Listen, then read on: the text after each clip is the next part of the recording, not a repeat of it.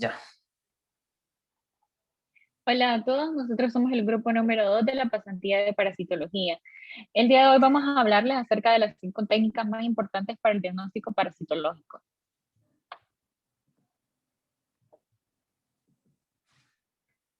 Como introducción, tenemos que la OMS ha reportado más de 500.000 muertes anuales a causa de una enfermedad parasitaria.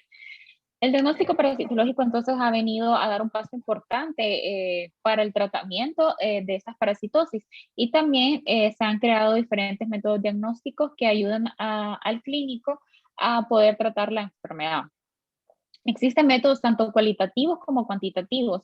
En los cualitativos tenemos el examen directo, que es el más usado, pero también tenemos exámenes por concentración o por sedimentación. Y en los cuantitativos tenemos por dilución y por frotis, como ser el CATOCAT. En las siguientes diapositivas pues veremos cada una de las ventajas y desventajas de estas técnicas y los procedimientos más importantes que se llevan a cabo. Como objetivos, pues tenemos definir los diferentes métodos y técnicas empleadas en el laboratorio de copranálisis para un correcto diagnóstico. Y como objetivos específicos, nuestro principal objetivo específico es describir cada uno de los pasos de las técnicas para un correcto diagnóstico parasitológico. También identificar las características que requieren algunas técnicas para la recuperación y fijación de los parásitos. Y por último, aplicar las técnicas adecuadas para el diagnóstico parasitológico de cada una de las especies que se quiere estudiar. El primer método y el más empleado debido a su fácil acceso y su fácil empleo, pues es el coproanálisis o el examen general de heces. Y este es un estudio que nos sirve para evaluar la presencia de parásitos intestinales que pueden ocasionar daños a la salud del ser humano. Además, también se pueden realizar otros parámetros que orientan al médico a valorar el funcionamiento del aparato digestivo. El examen general de heces, pues consta de un estudio macroscópico y un estudio microscópico.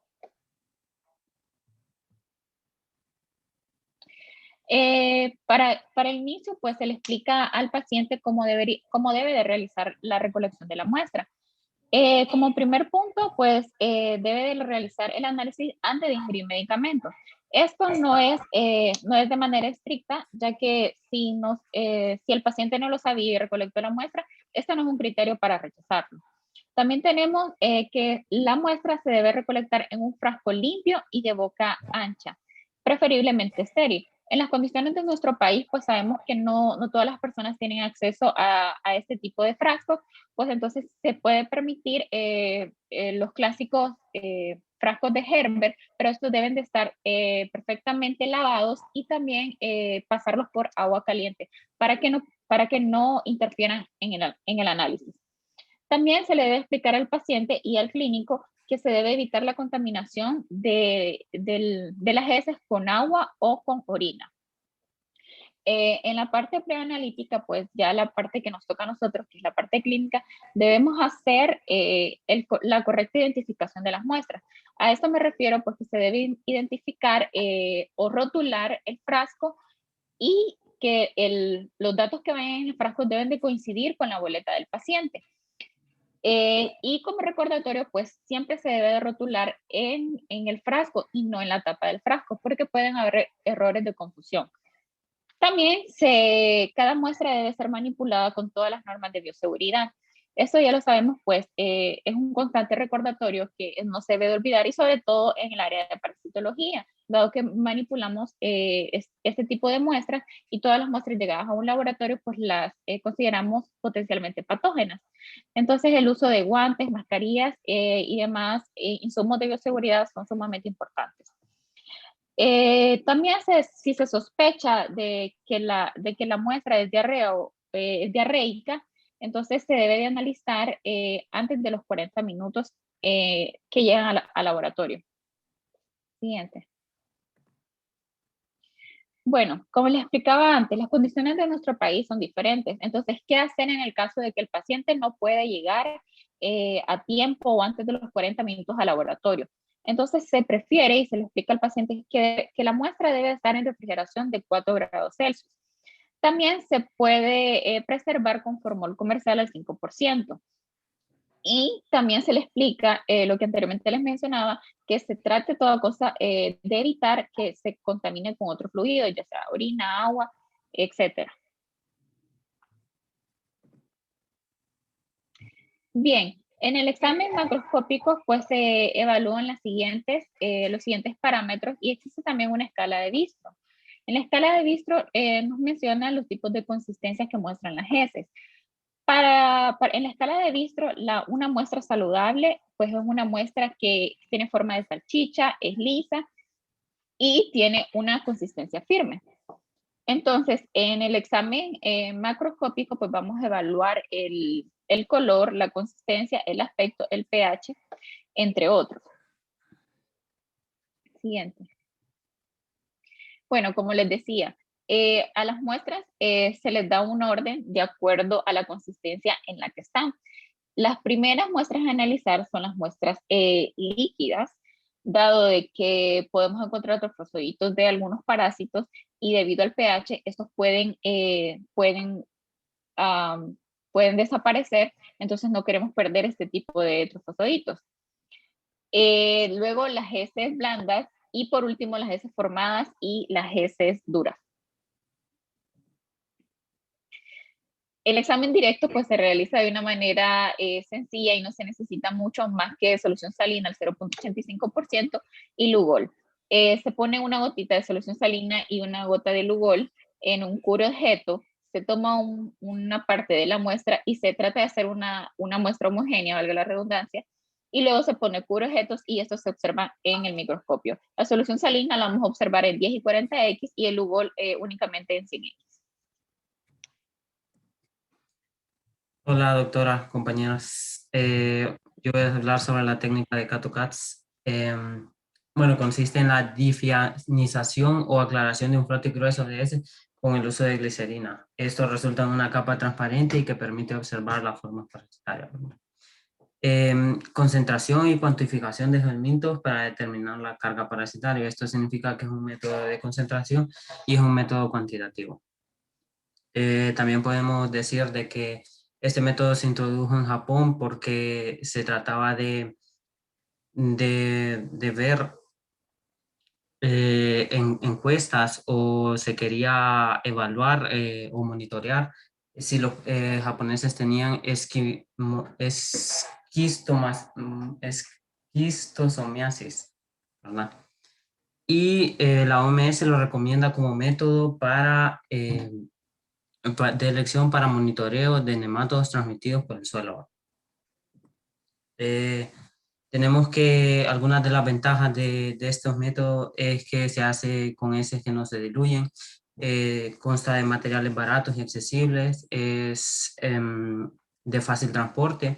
Además, puede guardarse por varios meses, que funciona para verificar resultados y puede estandarizarse también.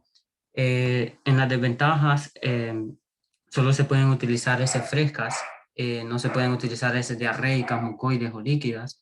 Además, tampoco se pueden utilizar heces que sean grasosas.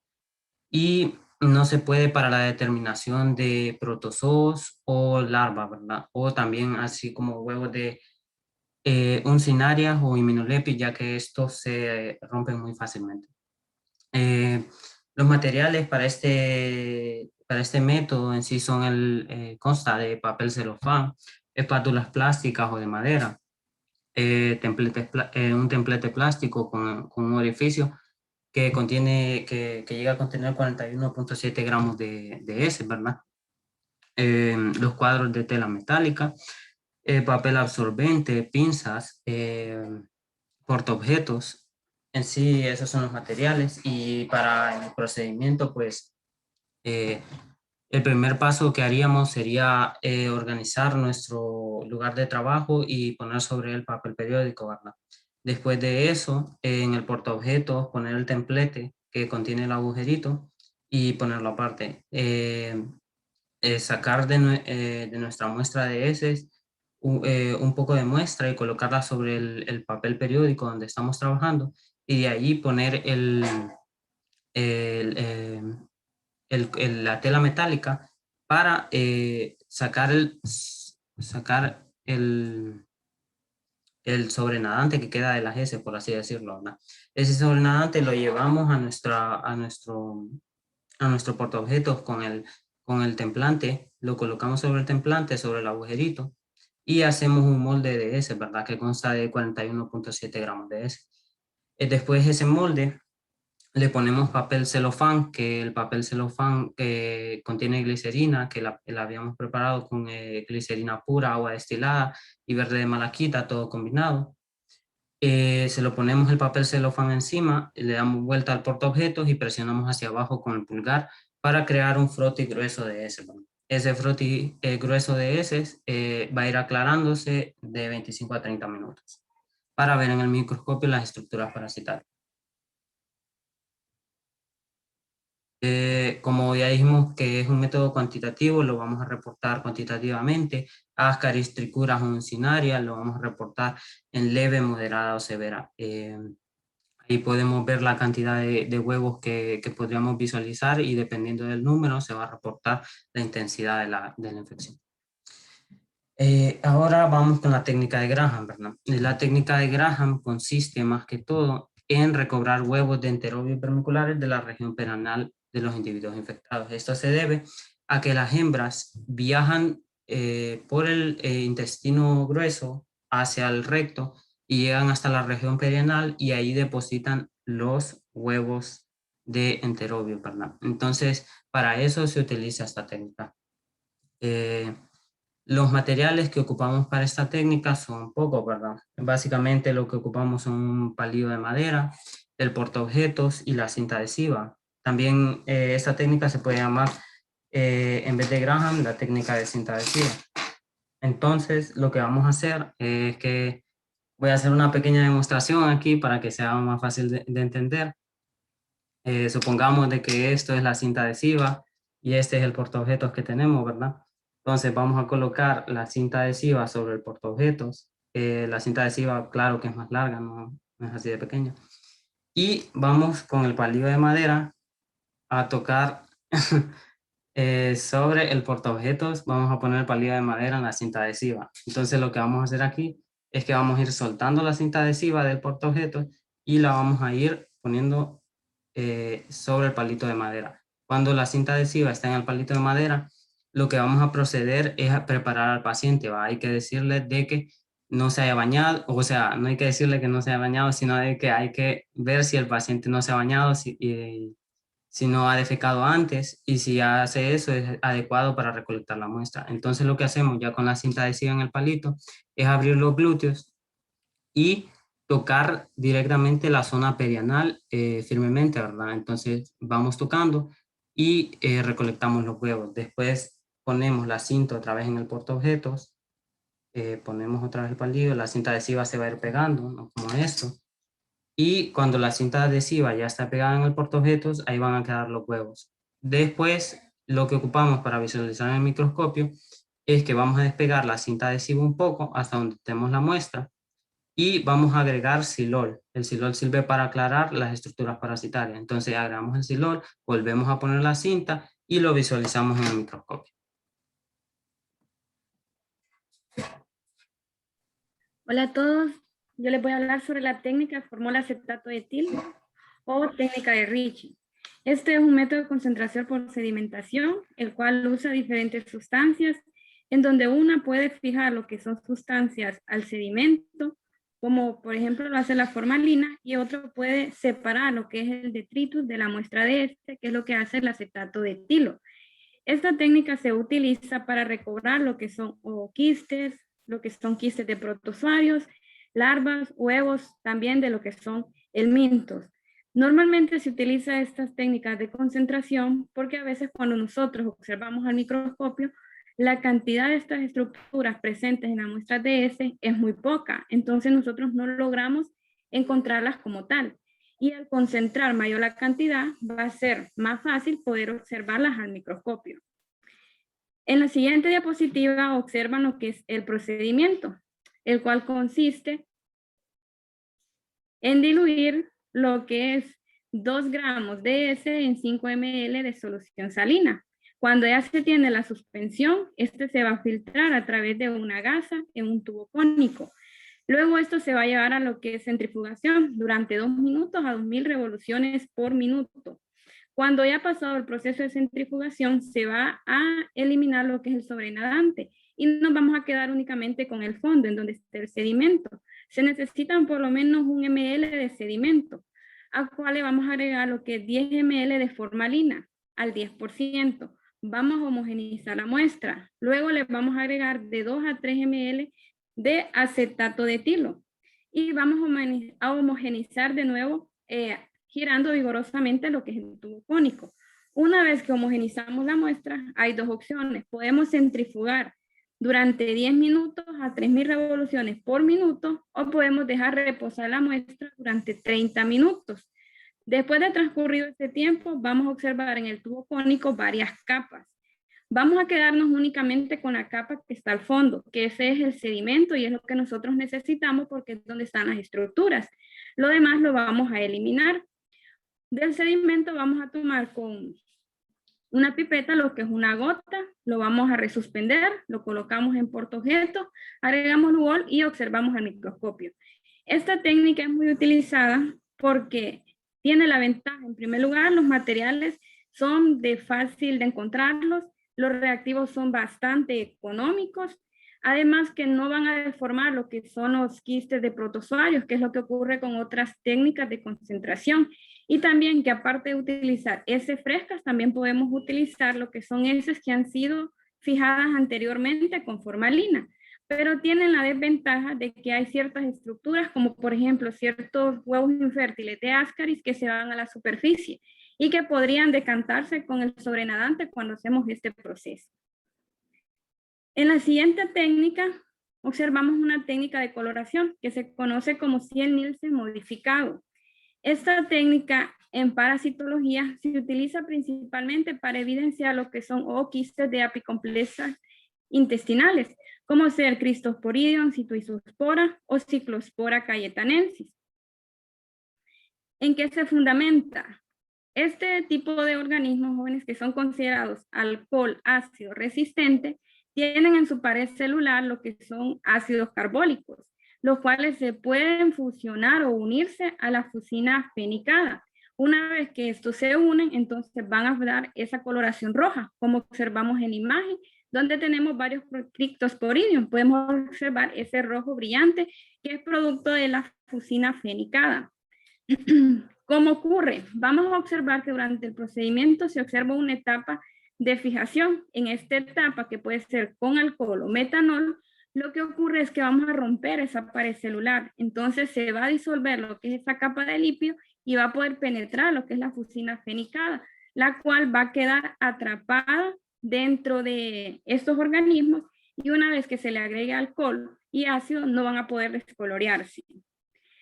En la siguiente diapositiva observamos lo que es el procedimiento, el cual consiste en que en primera instancia vamos a hacer un extendido, jóvenes, de lo que es las heces.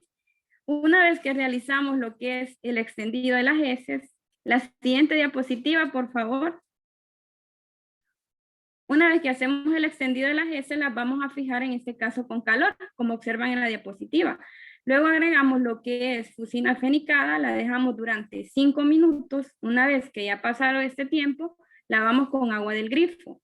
Luego vamos a agregar lo que es alcohol etílico. Lo dejamos durante 3 a 5 segundos, lavamos nuevamente con agua de grifo, limpiamos y luego vamos a agregar lo que es el alcohol, el ácido, que en este caso utilizamos ácido sulfúrico al 0.1 normal. Este es un paso crítico por el cual tenemos que tener mucho cuidado con lo que es el tiempo, el cual tiene que ser de 8 a 10 segundos. Después lavamos nuevamente en el grifo, agregamos azul de metileno, lo dejamos durante 1 minuto y por último volvemos a lavar, secamos y observamos al microscopio. Las que son alcohol ácido resistente se van a observar de color rojo, como mostré en la diapositiva anterior, y las que no son alcohol ácido resistente van a quedar de color azul. Por último, como conclusiones, Todos los métodos que hemos mencionado el día de hoy son sumamente importantes porque nos ayudan o nos sirven de apoyo para llegar a un diagnóstico final y oportuno para poder brindarle a lo que son los pacientes. Pues podemos evidenciar todas aquellas estructuras que no podemos evidenciar a través de un examen directo. También es importante recordar que es importante apegarnos a los protocolos para realizar lo que son todas estas técnicas. Y también no olvidar que es importante realizar un control de calidad. Esto es importantísimo para evitar muchos errores al final de todos los procedimientos. Esto sería todo. Gracias por su atención.